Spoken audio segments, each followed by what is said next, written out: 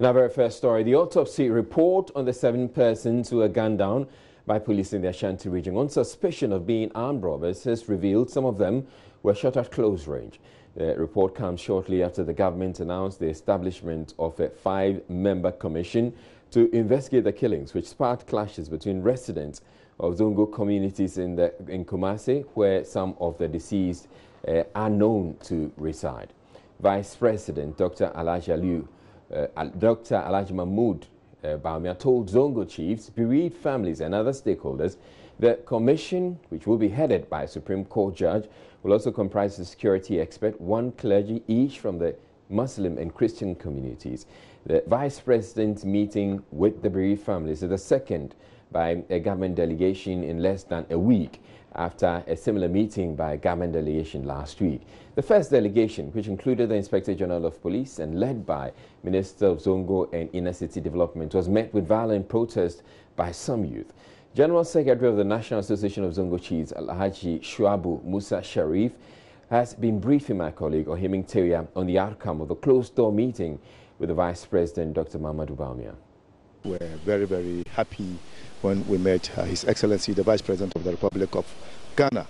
You know, when this happened, he sent a delegation led by Honorable Minister for Zongo Affairs, Inner Cities and then Zongo Development, and then also Honorable Minister for Information, Dr. Mustafa Hamid. They came, and then the message when they met us was that there was going to form, there will be a commission, an independent commission of inquiry comprising of 5 people. I mean, when we heard that, people were so happy and were so pleased. And today, when the Vice President also came, I mean, he reiterated that. We heard it, they say, from the horse's own mouth. So we heard it that independent commission of inquiry comprising of 5 members, I mean, will be set up or be commissioned. And then without any delay, so that they will expedite work, and they to be headed by a Supreme Court judge, a Muslim cleric and a Christian cleric, and then also an expert in security matters. I mean, that is going to be a commission that, in fact, when they come out to the work, everybody will be satisfied. And they said, he also intimated that there will be no any stone that will be left unturned. Where the facts and the truth of the matter is, I mean, all shall come, and they will also act appropriate. That was what he told us, he, the Vice President, and then Mr. President, His Excellency Nana Akufo-Addo, discussed. So he brought these good tidings from the President, and then thanked all the people, and then he also thanked the leadership for the manner, for the way and manner they handle this chaotic situation. Thank the youth, thank the elders, thank the regional imams and ulama. I mean, they said that if not because of their intervention, timely intervention, maybe all of us wouldn't have known where this problem would have ended. Alhaji Shuabu Musa Sharif also shared details of the autopsy report of the 7 men gunned down by police at Manson Kwanta in the Ashanti region. He said the families of the deceased have also been asked to have their representative have another go at examining the corpses. The pathologists finished with the autopsy. They went and collected, and then they brought the report of the autopsy to the Zongo leadership. In fact, having received that report, most of us are not experts. We are not doctors, we are not lawyers, so we said we could not act on that. What we will do, the Zongo leadership also, we have our Zongo children, sons and daughters who are lawyers, who are doctors. So we invited them to come to explain this and then the way, so that they will advise on the way. We met, the leadership met yesterday. We invited a lawyer from the Zongo, we invited a doctor from the Zongo, and handed over so they should go and sit down together and look whether, if based on the advice that will give us, then we will know whether we can bury the dead or we cannot bury the dead. I mean, that's what the autopsy, I don't want to say anything, but I want to be very optimistic of what the lawyers, because we have the lawyers, they will look, and the report, or what I can say for certain was that they were killed by gunshot, and some were very at a close range. I mean, that is what they said. So but 15, 47 pellets in their bodies? That is what they said. I don't know. I wasn't in at the mortuary when they were doing that particular. They said they retrieved a lot of pellets in, and that. So one of the lawyers even was saying, from that autopsy report, you'll be able to know whether it was whether it was accidental shot or it was a deliberate shot, depending on the palate, whatever it is. So we have to be very circumspect with what we say. I don't know. I'm not an expert, but from the little understanding and the little interaction that we had with our lawyers and the doctors, who are also our brothers from the Zongo community. I mean, they say we should also exercise patience and then see what is going to happen. From then, when they advise us, then we know when I'm saying something, I'm saying it from the expert point of view, not from my own view. I'm a greenhorn in that particular area.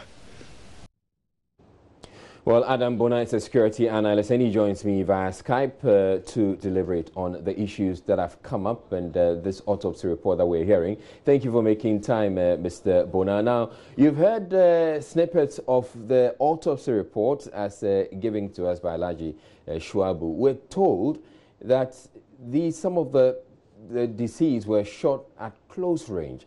Now, being a security expert, how does that come across to you? Well, from the beginning of this whole, issue, killings, I did advocate that there was the need for a proper investigation, to be conducted.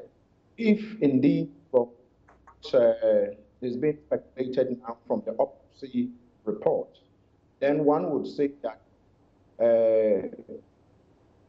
this shouldn't have happened at all, because then if the report we have had from the regional police command indicate that there were, exchange of fire, and so if they were fired upon, the police were fired upon at close range,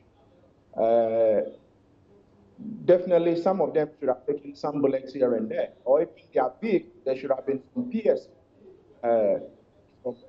From the suspect, some of the suspects are dead. But there is one important thing I want to put across, and hoping that the families of the deceased would not hurriedly bury them.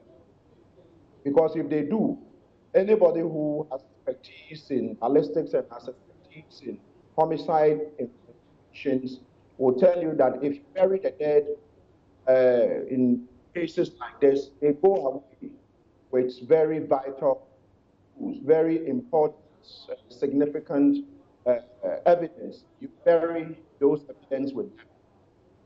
Definitely, if those people did discharge a firearm, I'm expecting the ballistic expert to be able to tell us, did they discharge what do you call a firearm? These are clues. And I wouldn't want to, for security reasons, I wouldn't want to go into detail, but there are processes I'm expecting whichever committee that is going to be established to follow, to be able to scientifically and forensically arrive at a conclusion that would be fair, represent the true reflection of what happened before these people were shot. If it's a mistaken, if the police mistakenly shot this, then we get to know. If indeed they are armed robbers as been speculated, he was to be told, at least through the investigation. So I've already heard from rumor that they are going to be bringing the pieces from this, that. Whichever committee that will be put in place should be technical committee. It should be a committee that can ask relevant questions and do proper interrogation. All right. I wouldn't want to speculate. If they are not careful, I not get out of this whole, killings. All right. Now, let me rephrase my earlier question to you about the autopsy report that we're learning is out. Knowing about the fact that they're saying that the people, some of the deceased were shot at close range, and the fact that they had quite a number of pellets in their bodies, would you say it helps or harms the police's case? Well, if the report is true, then I would say it wouldn't help the police's case. But at the moment, I haven't seen the report.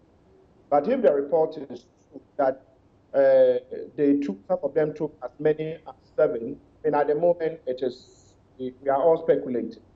But if it is true, I mean, if you take one AK-47, I don't think you need to tell another story.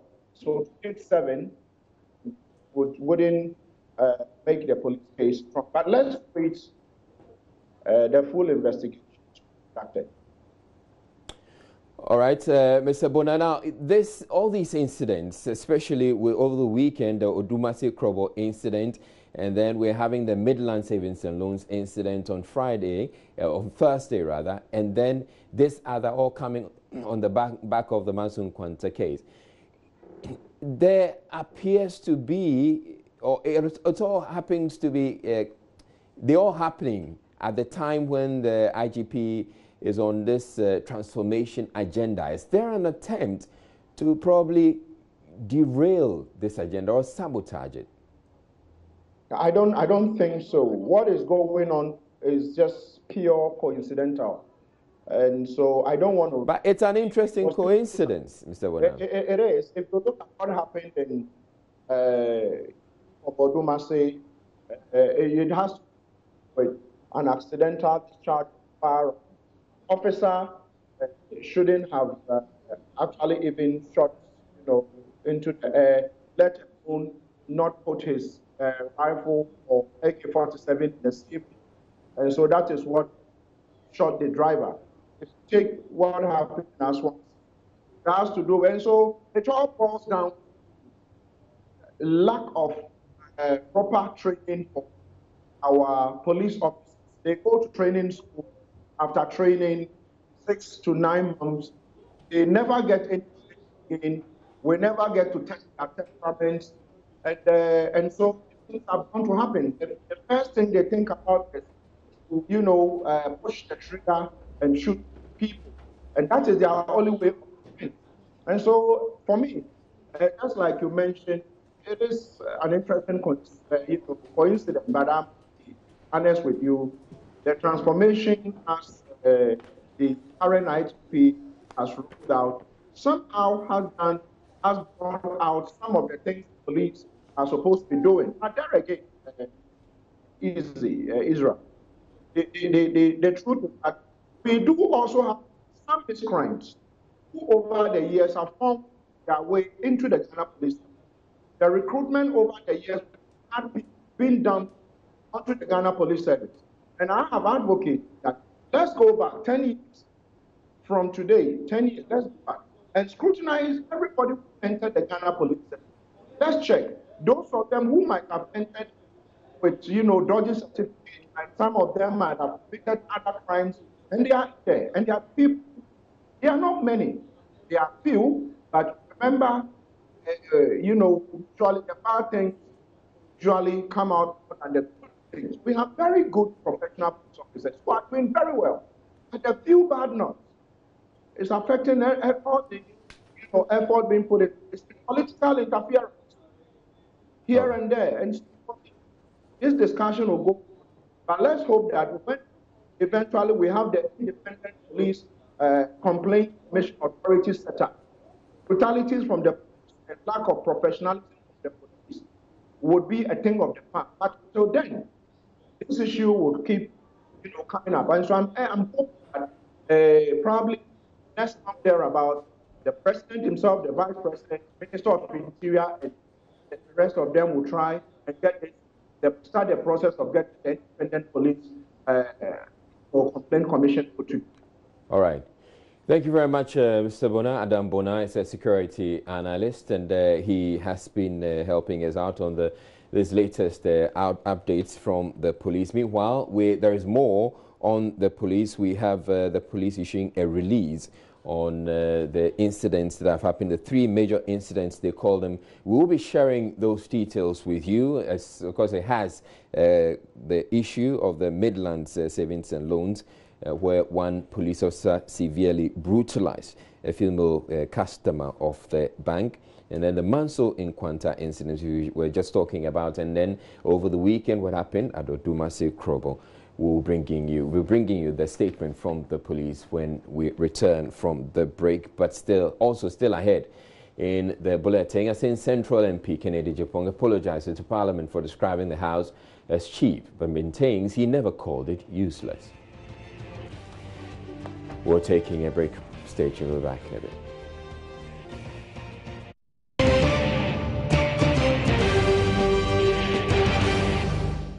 Now, some frustrated customers of the East Legon branch of the Midland Savings and Loans Company Monday besieged the company's premises to withdraw their monies amid rumors the company is facing liquidity problems. The company came into the spotlight last week after a video of a female customer being brutally assaulted by a policeman went viral. Majority of the customers say they have been visiting the company for weeks to withdraw their deposits, but to no avail, citing various excuses from the company. Maxwell Agbagba reports. Me beji misika o bag for no beji misika. Usika saying wa. Me was 25 million, grow mama me 7 million. Well, she says this morning she's here to withdraw her money. She has 2,500 Ghana cedis here. She's been given just 700 cedis out of that amount. Okay. She said the other time she was here, she came to withdraw an amount of 500 cedis. They've not given her the rest of the money. Intina Uba.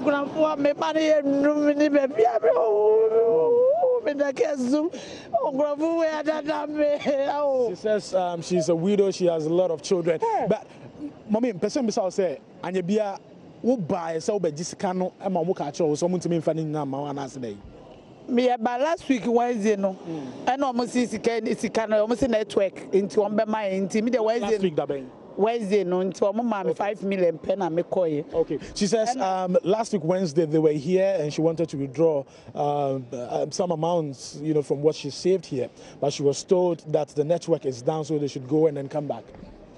Until I'm with your passbook, no, Mr. Monday, Monday, ma'am, Friday, Miss by or Mr. Monday. She says they were here on Friday and then they were told to come, you know, on Monday. So that's why she's here today to actually withdraw, you know, her money from the bank. But the bank is not open today, and already she's very worried. Earlier we saw her talking to her daughter on the phone. Okay.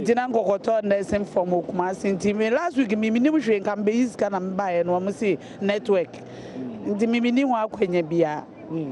Okay. They say man to when close. Say this week you close.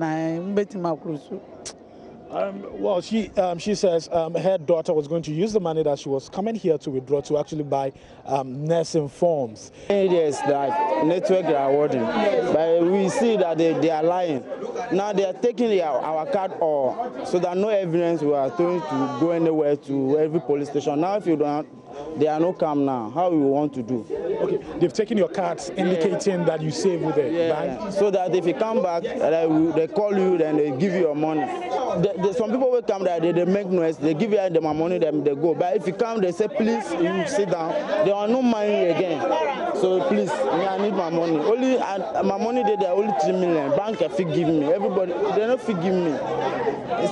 So how long have you been here? How many times have you come here for? I come 1 month.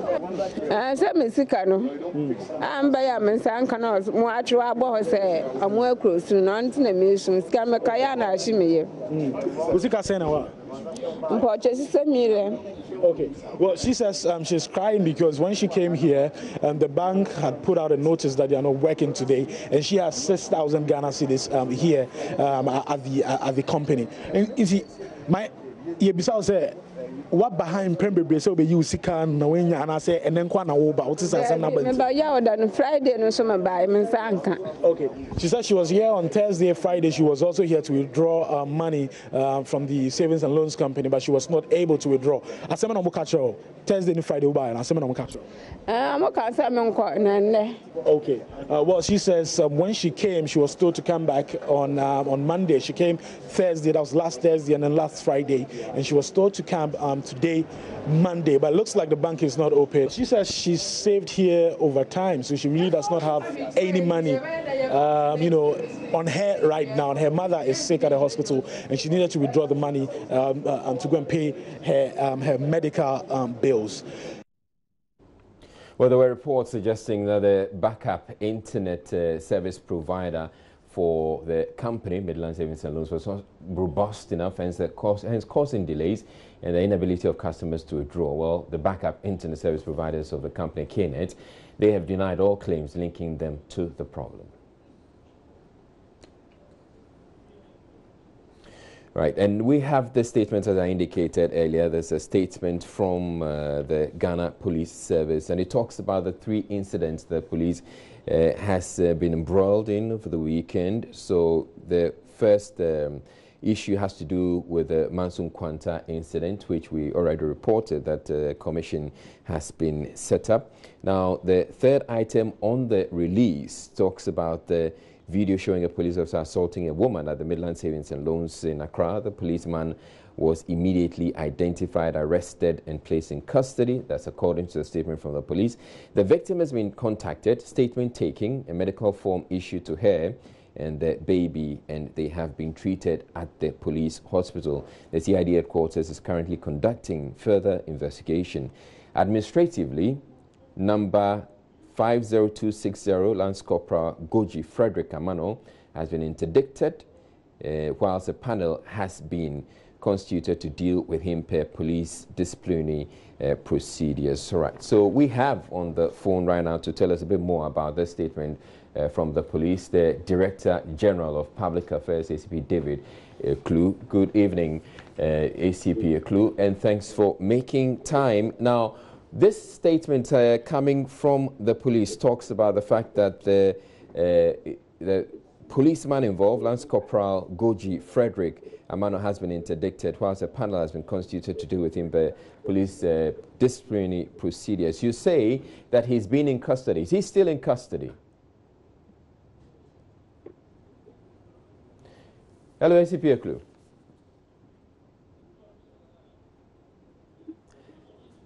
Hello, ACP Eklu, if you can hear me, I'm making reference to the statement that you sent in to us, which we have. You're saying that the policeman involved in the Midland Savings and Loans incident is in custody. I want to know if he's still in custody. Israel, as we indicated in the statement, when we cited the video, the policeman was immediately identified strictly within 2 hours. We identified him, got to know where he works, and he was arrested and in custody. But I speak now, processes have been far advanced to get him granted police inquiry bail, and probably within the coming days he should be facing court. Are you able to, can you tell for sure when you expect him to be processed before court? The CID headquarters, the officers there are working pretty fast on the case. So within the coming days, it might be tomorrow or the day after tomorrow, because the case will have to be booked in the court, and a court allocated to hear the case. And I believe that between tomorrow and then Wednesday, the case should be in court. You say that the police has started investigations. What exactly are you looking at right now? The video, there's a need to look at further witnesses, statements taken from witnesses. The video will have to be examined. The lady has given her statement, and all that. The police officer has also given his statement. So those are the steps that we are taking. Yeah. Do we know what the policeman is saying as his excuse? Pardon me? Do we know why the policeman says he brutally assaulted the lady the way he did? In fact, I cannot tell, because maybe he also has his defense, and when we go to court, he also has his side of the story to tell the court. All right. We know that the Inspector General of Police was also planning to meet the woman. Has he met him yet? Met her yet? To meet the lady? Yeah. In fact, that has not come to my attention. I have not had any briefing on that aspect of it. All right. Now, the CID officer, the officers investigating the case at the CID headquarters are in touch with her. What sort of charges is he likely to face, this policeman? Basically assault. All right. Now, on the other incident that you were talking about, the one that happened at Krobo Odumase, you're saying that that police officer too has been interdicted. Is that the normal practice? Yes, it is the normal practice, because when police officer discharges a firearm as, under these circumstances that lead to death, there is the need for preliminary investigations, and he has to be suspended because he will not be able to perform his duties until the case is cleared. So it is normal practice sometimes. It depends on the circumstances. But this one, based on the preliminary report received from the Eastern Regional Command, they recommended that he should be suspended to pave way for further investigations, and that is what we have done. All right, I'd like you to reiterate the point you made about the fact that he discharged his ammunition in a manner that they recommended that he be interdicted. Is that accurate? Yeah, on the surface of it, on hindsight, if you looked at the case, yes, it appears that he might not have followed the normal police procedures in discharging the firearms. That is why he's been suspended pending further investigations. Yeah. All right. How does that compare with the Manson Quanta case where 7 people were gunned down, and we're learning that what they were shot at, some at very close range? Israel, that is why the police put out their side of the story. The community and relations of those who lost their lives have also put out their story, that side of the story, and government has stepped in to set up an independent committee to look into the case. So for now, we'll wait for the independent committee. We have also, the IGP has indicated that we'll give the full support to the committee so that we can unravel the circumstances leading to that incident, and then the truth will be established. So let us wait patiently for the committee to do its work.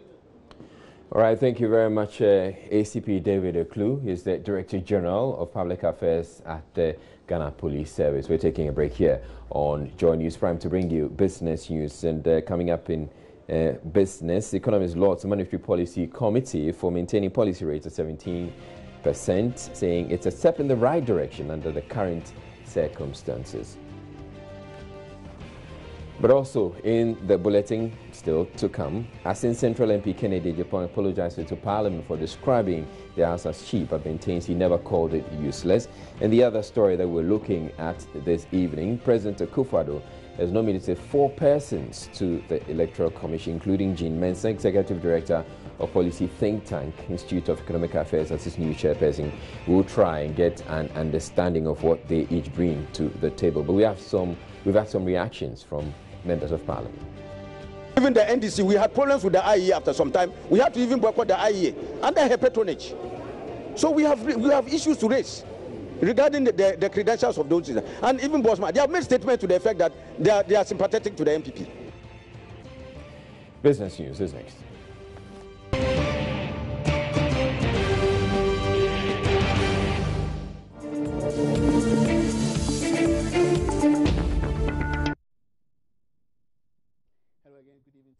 Come to business. The Monetary Policy Committee of the Central Bank has maintained the rate at which it lends to commercial banks. The Bank of Ghana kept the rate at 17%, citing threats to economic growth and inflation rate. Addressing a press conference this afternoon, the Central Bank Governor, Dr. Ernest Addison, says they are closely monitoring developments on the market and would respond appropriately with additional measures to help keep inflation under control. The committee noted that overall growth in the Ghanaian economy is projected to remain high, although private sector credit growth remains below expectations. There are, however, emerging signs of recovery, evidenced by increased new loan advances and easing credit stance on loans to households, despite the ongoing repair of banks' balance sheets. These, together with positive sentiments by both consumers and businesses, should help spur growth over the medium term. The mid-year review of the 2018 budget signaled strong commitment to fiscal consolidation, as the end-year fiscal target of 4.5% was maintained.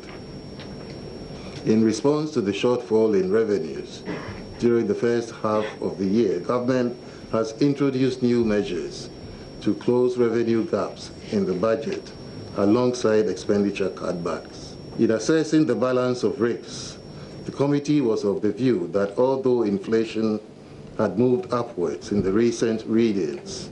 This came mainly from the effects of increases in administered prices of petroleum and transportation costs.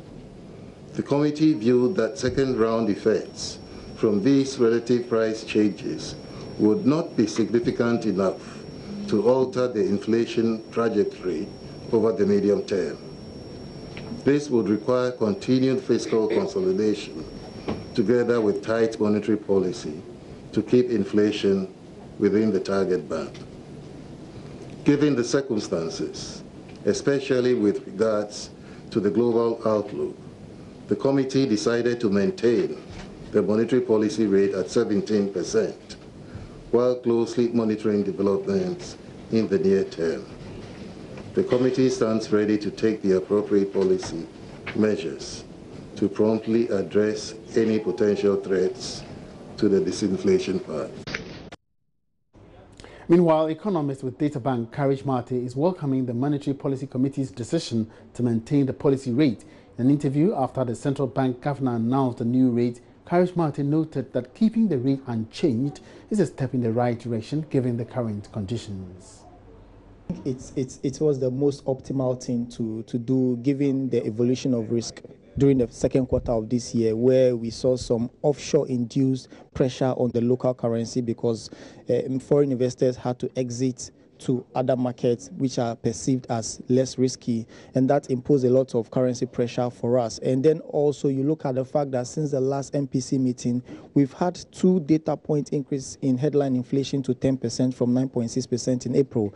Then last week, we're privy to the new tax measures that were implemented. It looks almost certain that there will be a first round effect on general price levels. We are not so sure about the second round effect, but to the extent that there is likely first round effects to general price level, the central bank or the MPC needed to be very cautious to assess the inflation outlook, and then they decided to maintain it at 17% because it gives them enough time to then assess the outlook between now and September to see what the impact will be to prices. The Bank of Ghana says that that is the rate at which they lend to commercial banks as well. Some have also argued the real impact of this development on the market.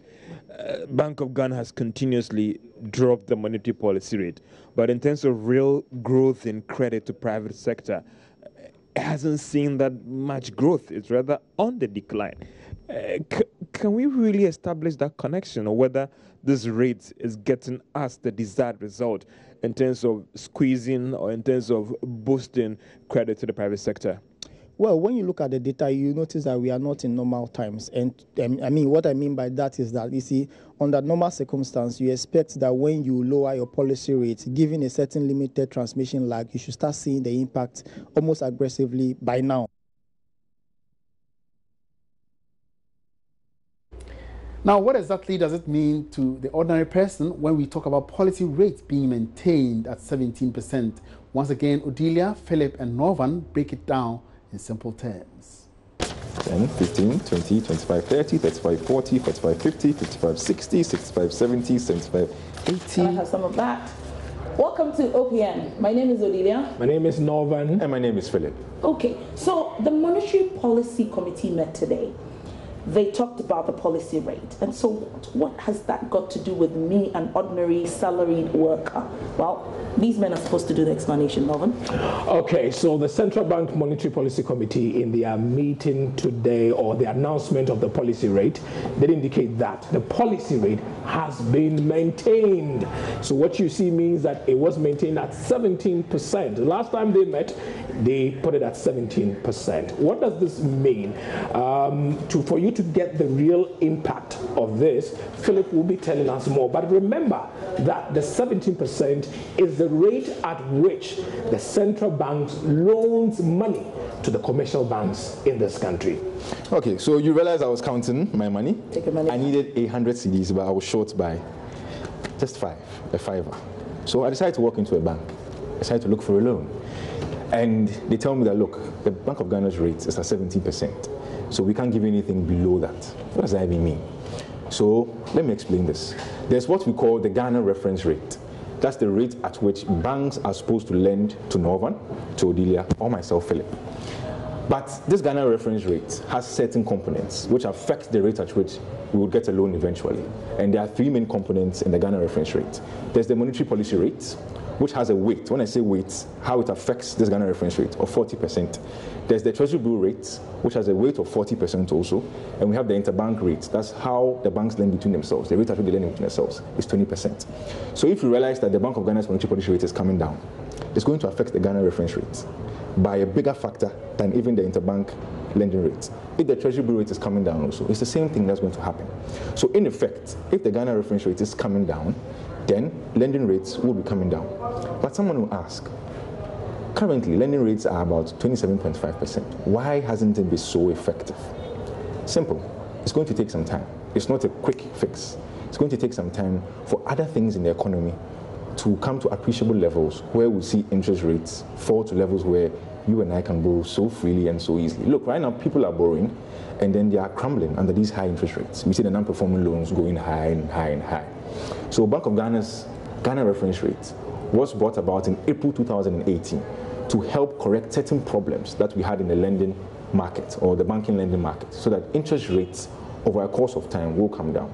So yes, rates have come down from highs of about 30% in 2017 June to what we call 27.5% now. Yes, it's a bit much now, but over time we should see these interest rates come down to appreciable levels. So over the next few months to a year, we should see some positive movement when it comes to lending rates in the Ghanaian economy. And I'm going to keep my eyes open with my colleague, Cordelia, Northern, and myself. Okay. See you, OPN, breaking the business news down.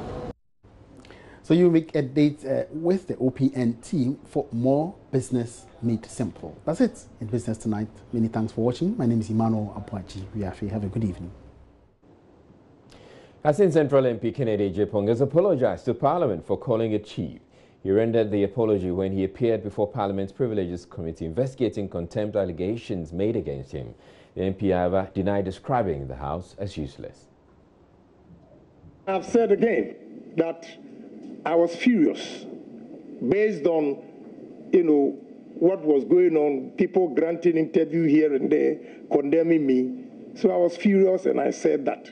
And I don't mind retracting that word. But I want to state on record that I never said Parliament is useless. That I would never admit it because I never said that. But I said Parliament, ayeful. Very well. And I'm sorry. I'm asking the honourable member, given the opportunity, is he prepared to write an unqualified apology to Parliament? That's my simple sort of thing. What do you mean by unqualified apology? What I've said here is what? Yeah, what is that?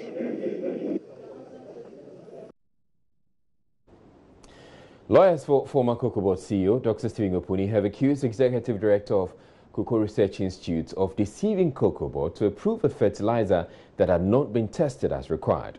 The Executive Director of the Cocoa Research Institute of Ghana, CREG, Dr. Franklin Menu Amwa, is the state's first witness in the case in which Dr. Opuni is charged with causing financial loss to the state in the award of a fertilizer contract to the businessman, Sedu Agongo. Lead counsel for Dr. Opuni, Samuel Kujo, on Monday confronted Dr. Amwa with a letter he had written to Cocoa Board communicating the test results. Dr. Amwa admitted the heading of the letter read "Final Report of the Lithovit on Matured Cocoa," even though it had not been tested on matured plants. There is more in the following report by Joseph Akable. Dr. Amwa had earlier told the court the Lithovit foliar fertilizer, which was in a powdery form, was not applied to matured plants as required, and the testing period fell short of the average of 3 years. The fertilizer he recounted was applied only to seedlings within the required 6-month period. Dr. Amwa had explained the committee responsible for testing the fertilizer were simply obeying a policy decision introduced by Dr. Opuni when he assumed office as CEO in recommending a fertilizer for use. He recalled Dr. Opuni had argued a range of agrochemicals in a system that farmers could access was very narrow and that had led to high cost of chemicals. This he said Dr. Opuni blamed on a long testing period of fertilizers. Dr. Amwa said the committee relied on this directive in issuing its report despite not going through the required period. Lead counsel for Dr. Opuni, Samuel Kujo, on Monday confronted Dr. Amoah with a letter he had written to Cocoa Board communicating the test results.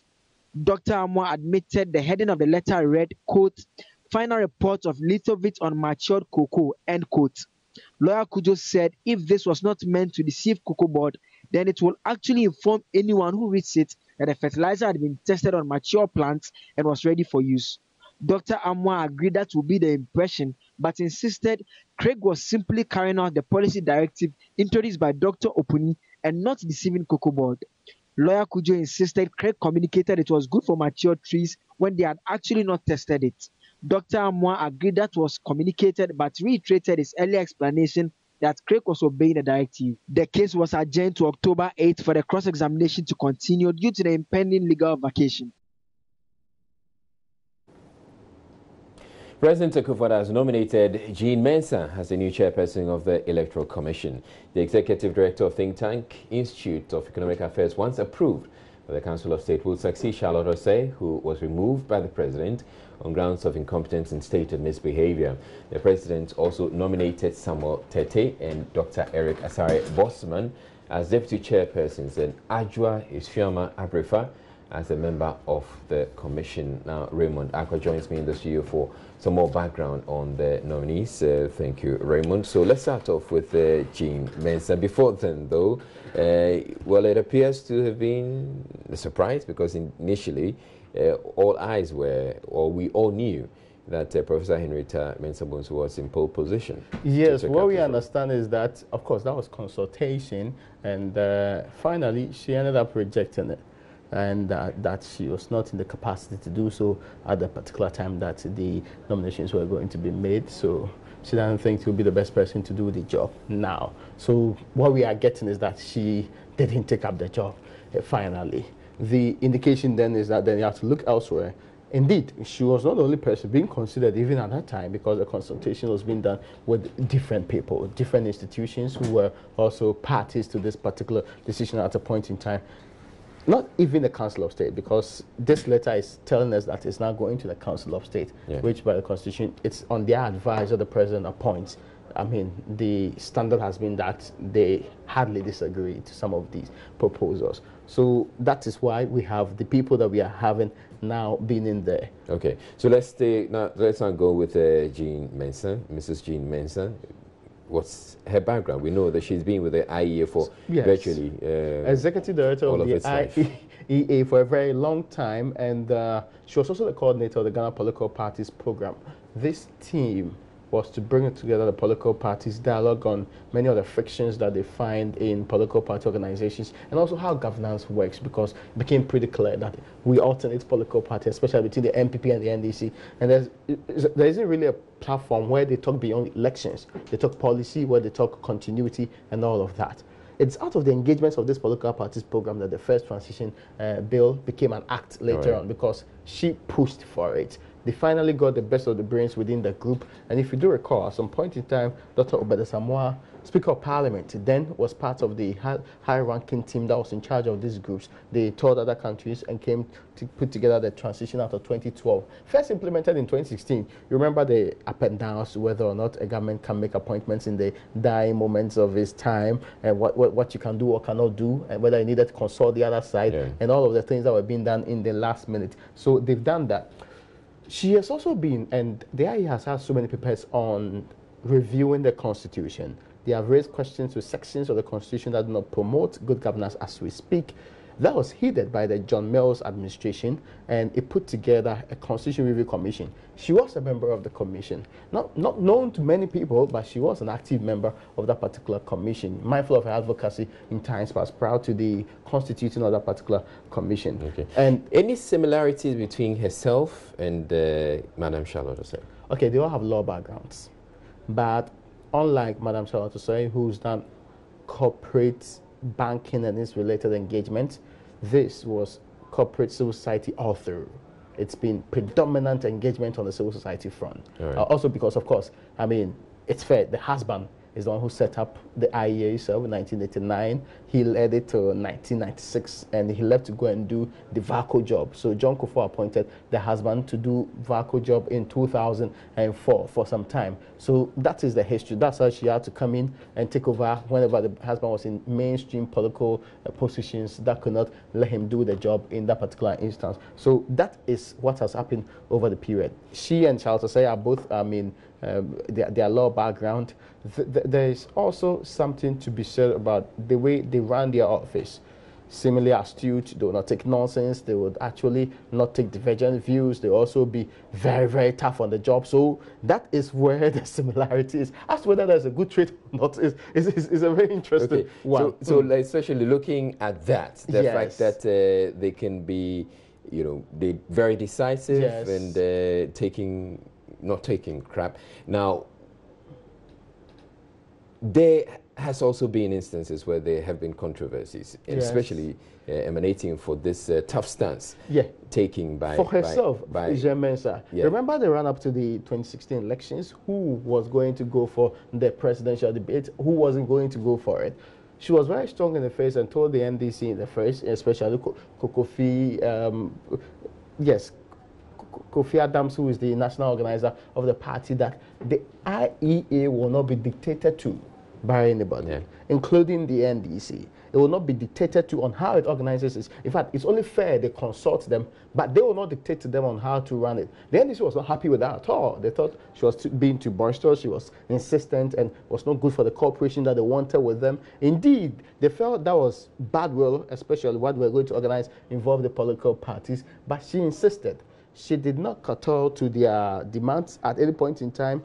You do recall, it was the NDC that first said that they're not going to participate because of her stance and what the IEA was doing, which did not give them the room to contribute to date, timing, and how the debate was going to go. Later on, the NPP could not too, but there was no friction as in open debate and exchange of words between the IEA. Yes, with the IEA, just a statement saying that they are engaged elsewhere, will not be able to participate in that. So that is her point of friction with the NDC. That is where those in the NDC have started raising questions about who she is, and to be fair, she's worked for both the NPP, the NPP and the NDC on different committees. She has worked with the political parties, all the political for a parties very long time. For a really long Even time. on the political parties funding bill. Except this recent fallout with the NDC. Yes. And the NDC has already been reacting. Some minority members of parliament, they are kicking against her appointment. We have been speaking with them. See, we had problems with the IEA after some time. We had to even boycott the IEA under her patronage. So we have issues to raise regarding the credentials of those. And even Bosman, they have made statements to the effect that they are sympathetic to the MPP. So there's no doubt about that. And the indecent haste with which the MPP has been to us, we bundle the three commissioners out and then go ahead and then immediately appoint people of their liking to those positions. I leave no doubt in our minds that the MPP is in an attempt to pack the electoral commission in order to steal the verdict of 2020 because they are so hopelessly uninspiring and many Ghanaians are ready to boot them out. So for you, who rather should have been appointed to the EC? The issue first, even the resolution of Madam Charlotte Osei and the two, for us, has not even been resolved. So nobody should even be talking about an appointment. My brother, I am telling you, categorically, that Kwabena Minta Akando, I don't trust her neutrality. That's the point I made. I don't trust her neutrality. I have said it already, that I'm saying that owing to her own interviews she has granted in this country, especially before 2016 elections, when she sought to paint the picture or create the impression that His Excellency, the former President John Dramani Mahama, was running away from IEA debate. When you know an individual and you know what their preclusions are, you need an independent-minded person. Take, for example, Madame Charlotte Osei, Dr. Farijan. Those are individuals who may have voted in the past. At least on the other side, kicked against Charlotte Osei as well. They kicked against Charlotte Osei. They kicked against Charlotte Osei on very frivolous positions, saying that she had used her femininity to get the appointment. Nobody's making that allegation against Madame Jean Mensa. What we're saying is, if you've watched the work of the IEA, if you've watched the processes of or the political engagements of Madame Jean Mensa, it's obvious to know, to the uninitiated, it is obvious to know what her political leanings are. This is somebody I have heard is more lean towards the MPP than any other person. And so if we are talking about the independence of the Electoral Commission, the commissioner must be independent per what they themselves said the last time Charlotte was nominated. And so, though she's a woman, she's capable, she's a lawyer, she has all it takes to be the EC boss, I still believe that what they propagated, they've done exactly what they propagated in the past by bringing somebody who is a known party person. The majority side has, however, been defending the appointment. Chair of the Government Assurances Committee and member of the Special Budget Committee, Yao Frimpong says Jean Mensah is not a member of the governing MPP. He denies claims by the minority there's a deliberate plot by President Akufo-Addo, to rig the 2020 elections. The dispensation started. The MPP we have appointed just one or two people. So the rest, anytime the NDC had been in power, they have the opportunity to appoint. And if that has been their modus operandi, maybe that is their cup of tea. But this one, I don't even know, I have not met them anywhere in our party activity, at least where I stand right now. So I belong to the elite in our party. Yes, as chairman of the Government Assurances Committee, as member of Parliament for many years. So the point you are making is that, as far as you are concerned, these are not individuals who you've met in any of your party activities since you've been around. No, we've not met them. Exactly party people. Exactly. I don't know them. I don't know them to be party officials. And I know party officials. And party members? But are they party members? They are not. Membership, I've not come across any of them. The membership card belonging to any of them. I am proud of her. I know she's going to work. I've known her, I've seen her a couple of times. She's not a friend, but I know her competence. Me, the first time I saw her, I was like, this woman, is she NDC? And I hear today from you guys that she's MPP. I don't mind the party she belongs to. If she's MPP, she deserves it. Martin Amidu was appointed from NDC, yet Ghana is going on. My only problem I don't want to happen. I want her to be very fair. I want her to be very principled. I want her to draw the line where she should say no, she should have the guts to say no, irrespective of who appointed her. We want Ghana to work.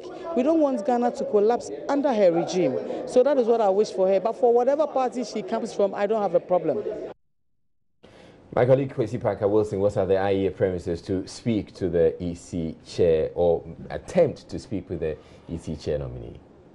So I've been at the IEA premises for the past 3 hours. In fact, when I got here, I was told that the Chief Executive Director, Madam Jean Mensah, who has been nominated to head the Electoral Commission, was in a meeting. But shortly afterwards, I was told that she had finished the meeting, and of course, she was going for another meeting. But because of the presence of Joy News, she failed to step out and was locked up in her office for close to 2 hours. In fact, a while ago, she stepped out and drove her vehicle away. Now, even before that, I had an engagement with her briefly. She indicated to me that she has lost her voice and that she doesn't really want to comment on the matter for now. But when I asked her that is she happy or enthused about her appointment, she nodded in the affirmative, indicating that she welcomes the nomination and appointment if indeed the Council of State would confirm her as the new EC boss. But I have been engaging some of the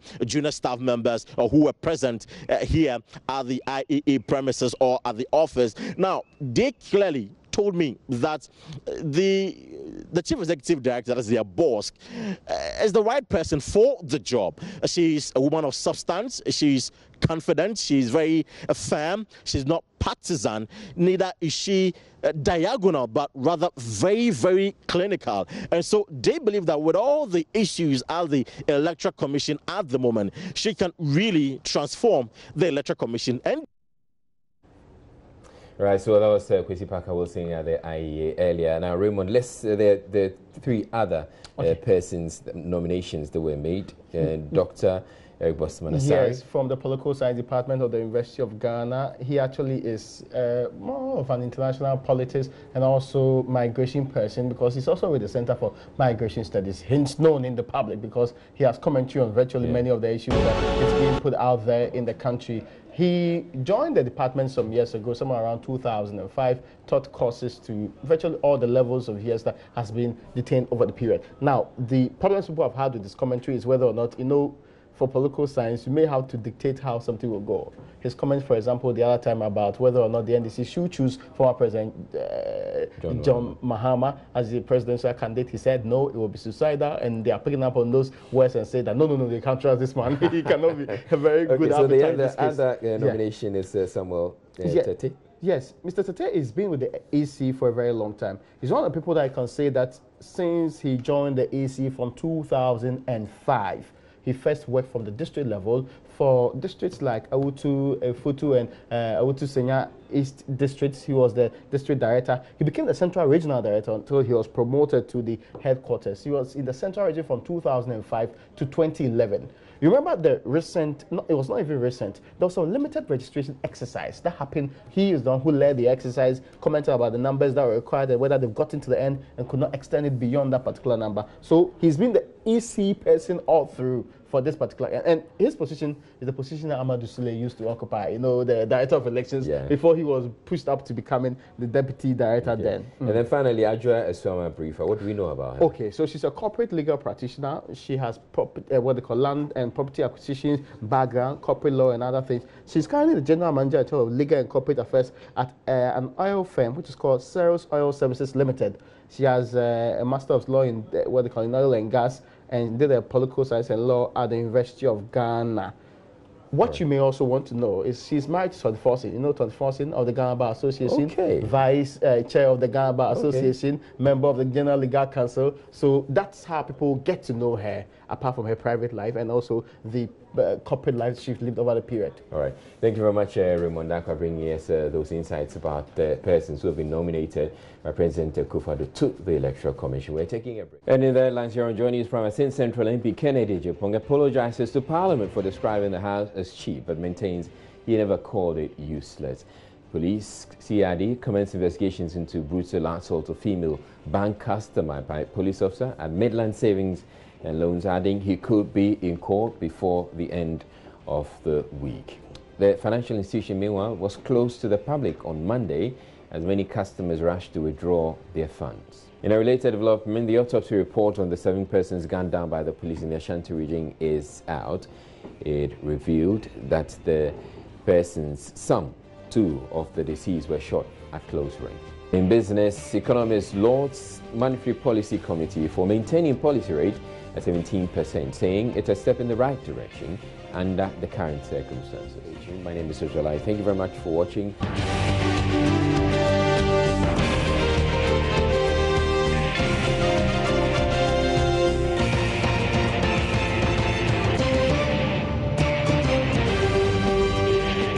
This is Joy News Prime.